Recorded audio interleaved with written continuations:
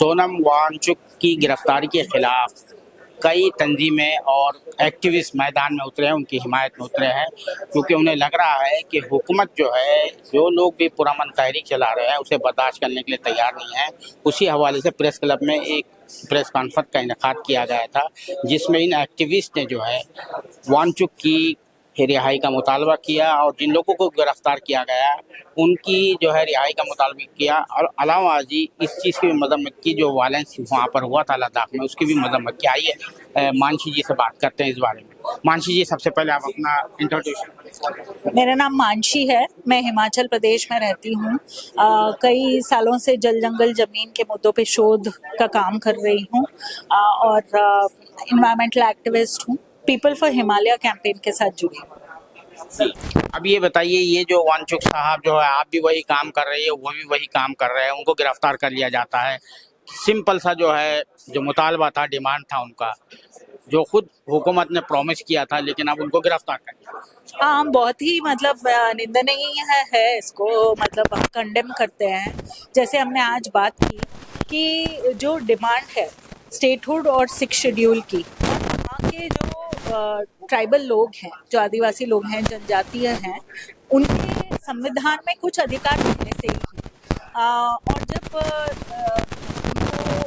बेटी का दर्जा दिया गया, उसी वक्त कहा गया था कि 6 शेड्यूल और स्टेटहुड की मांग पूरी की जाएगी, लेकिन उस वादे पे मुकर गई सरकार। और अब वहाँ पे जो एक लोगों का डिसकंटेंट है कि लोग चाह रहे हैं कि यहाँ की गवर्नेंस, यहाँ की बेरोजगारी के मुद्दे, आजीविका के मुद्दे, यहाँ के जल जंगल जमीन किस तरह से नियोजित हों, किस तरह से नियंत्रित हों, किस तरह से प्रबंधन हो इनका, ये हमारे हाथ में है। तो लोग कहीं ना कहीं इस सोच को लेके चले हैं, खासकर क्योंकि ये जो क्षेत्र है जिसको हम ट्रांस हिमालय बोलते हैं, यहाँ पे ज़रा सा भी टेम्परेचर ऊपर नीचे होता है तो उसका असर आपको देखने को मिलता है। जैसे पूरे पहाड़ों में हमने इस बार जब आपदाएं आई तो हमने देखा मॉनसून का पैटर्न बदलता है। वहाँ तो पेड़ भी नहीं है। अगर बारिश तेज हो गई और वो बारिश होना शुरू हो गई है इस ट्रांस हिमालयन रीजन में, तो ये पूरा बह के नीचे आएगा और वहाँ के लोगों के अस्तित्व का सवाल है। इसलिए ज़रूरी है कि वहाँ का डेवलपमेंट ऐसा हो जो इस गर्मी को, इस जो पूरी एक तरह से जलवायु परिवर्तन है उसको बढ़ावा ना दे, उसको कम करे, उससे लोगों को एक तरह से संवेदनशील होने से बचाए। तो लड़ाई जो है अपनी आइडेंटिटी और सर्वाइवल की लड़ाई लोग लड़ रहे हैं और पीसफुल और कॉन्स्टिट्यूशनल तरीके से लड़ रहे हैं। इसमें कोई भी शक नहीं है, क्योंकि हमने 6 साल से देखा है, पिछले 6 साल से ये चल रहा है और हमने सोनम वांगचुक के बयान लगातार सुने हैं, उनकी पोस्ट देखे हैं। कहीं पे भी उन्होंने ऐसे इंसाइट नहीं किया है वायलेंस, ना ही मूवमेंट में किसी ने किया है। तो ये जो आरोप लगाए गए, ये जो किया जा रहा है एक तरह से दमन, ये तो इस मूवमेंट को खत्म करने की एक साजिश है, मैं कहूँगी। अच्छा, अब आपका लाइन ऑफ एक्शन क्या होगा? क्योंकि ये प्रेस कॉन्फ्रेंस से तो मामला हल होने वाला नहीं है। जोधपुर जेल के बाहर जो है कुछ लोग एक्टिविस्ट जो है एहतजाज भी कर रहे हैं, प्रोटेस्ट भी कर रहे हैं। अब नेक्स्ट लाइन ऑफ एक्शन क्या है आप लोगों का इनकी रिहाई के लिए? आज वांगचुक को पकड़ा गया, कल आप पर भी जो है तो नहीं, जो लाइन ऑफ एक्शन आप बोल रहे हैं, तो हमारा तो सिंपल सी बात है। हम चाह रहे हैं कि जो हिमालय के असली मुद्दे हैं उनको उजागर करना। हम वो ग्राउंड पे भी कर रहे हैं लोगों के साथ, क्योंकि लोग तो जानते ही हैं उनके जो कानूनी अधिकार हैं, उनके जो कॉन्स्टिट्यूशनल अधिकार हैं। जैसे अभी आपदा आई, बाढ़ आई, लोगों के घर चले गए हैं, लोगों को अभी तक रिहैबिलिटेशन का कोई रास्ता नहीं, आगे पुनर्वास कैसे होगा? पूरे जो पुल टूटे, रास्ते टूटे, लोगों की खेती बर्बाद हो गई। इसी से खड़े होने में ही बहुत समय लग रहा है। हमारा तो काम है कि ये सरकार से मांग करना कि अपनी रिस्पॉन्सिबिलिटी पूरी करे। जो डिजास्टर इम्पैक्टेड, आपदा प्रभावित जो क्षेत्र है, वहां पे पूरी की पूरी मदद इस वक्त पहुंचे, जिस तरह की नीड्स हैं वो पूरी हों, ये हमारा मकसद है। और इन आपदाओं से बचने के लिए जो भी कानूनी पहल करनी है, जो भी नीतिगत बदलाव करने हैं, इस पर हम लगातार मुद्दे उठा रहे हैं, हम उठाते रहेंगे। हमारी मांग ये है कि ये जो बड़ी परियोजनाएं हैं हिमालयी क्षेत्र में, चाहे वो रेलवे परियोजना है, चाहे 4 लेनिंग है, या फिर बड़े बांध है, ये खारिज होने चाहिए। और पर्यावरण और डिजास्टर रिस्क का जो पूरा एक स्ट्रक्चर है, वो रेगुलेशन का स्ट्रक्चर बहुत तगड़ा होना चाहिए, उसमें लोगों की पूरी भागीदारी होनी चाहिए। ये हमारा काम रहेगा। उसमें लद्दाख के लोग जो मांग कर रहे हैं 6 शेड्यूल की, वहां की मांग 6 शेड्यूल की है, तो वो मांग के लिए हम खड़े हैं। अगर अरुणाचल में ये सियांग वैली में लोग बोल रहे हैं कि हमें ये जो मेगा प्रोजेक्ट आप बना रहे हो, मल्टीपर्पस मेगा प्रोजेक्ट जो बन रहा है, वो खारिज होना चाहिए, क्योंकि हमारी पूरी आजीविका खत्म हो जाएगी, हमारा अस्तित्व मिट जाएगा, तो हम उनके साथ खड़े हैं। और जो लोग ये कह रहे हैं कि भाई हमारी आपदाओं से हम प्रभावित हैं, हमें मुआवजा प्रॉपर मिलना चाहिए, हमें दूसरी जगह बैठने की जगह दीजिए, उसके लिए जमीन दीजिए, उस मांग के साथ हम खड़े।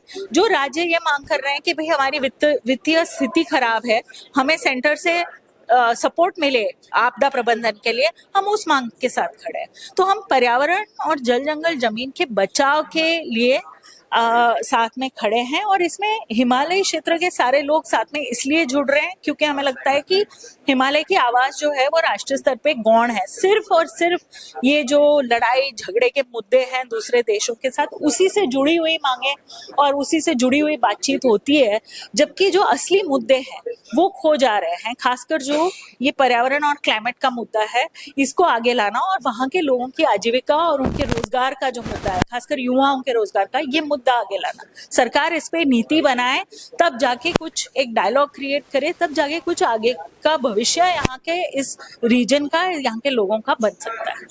अच्छा, आखिरी मेरा सवाल ये है कि आपका ताल्लुक हिमाचल प्रदेश से, हिमाचल प्रदेश में आपके मतलब आप क्लाउड बर्स्ट हुआ, जो तूफानी बारिशें होती रही, उससे बहुत ज़्यादा नुकसानात हुए, सब कुछ ने देखा है, तो ये क्या वजह क्या है? और हुकूमत की तरफ से जो है यूनियन गवर्नमेंट है उसकी तरफ से उतनी जितनी इमदाद आना चाहिए तो वो नहीं आई। हाँ जी, तो हिमाचल में जो पिछले 3 साल से लगातार आपदाओं का दौर मॉनसून में चला है, बारिशें होती हैं, लंबी चलती है। इस बार जैसे अगर हम ये पूरा पश्चिमी हिमालय देखें, तो अगर 92 दिन बारिश हुई है, तो ऐसे 80 से ज़्यादा दिन थे जब बहुत ही नुकसान ज्यादा हुआ है, जिसमें भूस्खलन हुए, क्लाउड बर्स्ट हुए, फ्लैश फ्लड हुए।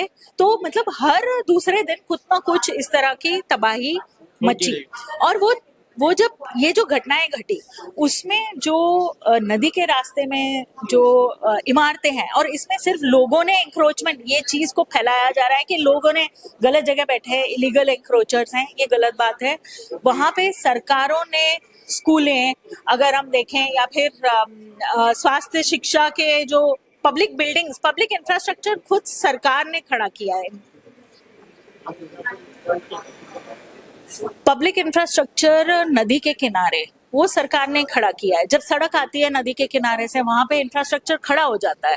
इस तरह की एक विकास की नीति चली है जिसमें कोई किसी तरह की प्लानिंग या किसी तरह का कि इसमें आगे क्या खतरे हो सकते हैं, उसका एक अंदाजा, एक असेसमेंट होना चाहिए। उसके लिए जो साइंटिफिक स्टडीज होने चाहिए।